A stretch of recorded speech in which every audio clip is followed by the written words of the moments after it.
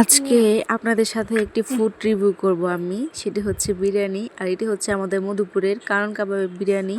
তো hello everyone, আসসালামু আলাইকুম। আশা করি আপনারা সকলে অনেক বেশি ভালো আছেন, আমিও ভালো আছি আলহামদুলিল্লাহ।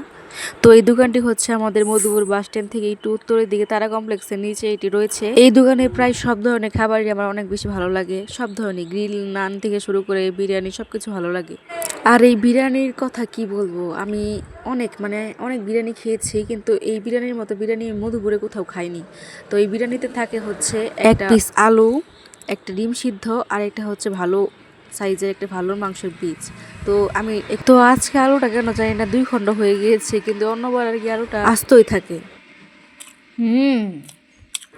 দেখলেন তো আমার রিয়েকশনটা কেমন ছিল।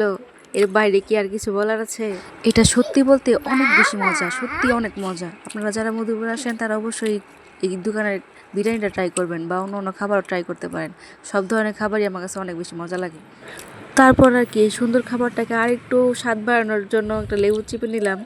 তো আবার খাচ্ছি আমি। এর আগে কখন আমি ফুড রিভিউ দিইনি এইভাবে, তো এবারই হচ্ছে ফার্স্ট টাইম। কেমন হয়েছে আমাকে জানাবেন। আর এটা হচ্ছে এমনই মজা যে আমি রিভিউ না দিয়ে পারলাম না। তো ভিডিওটি হচ্ছে এই পর্যন্ত। আল্লাহ হাফেজ।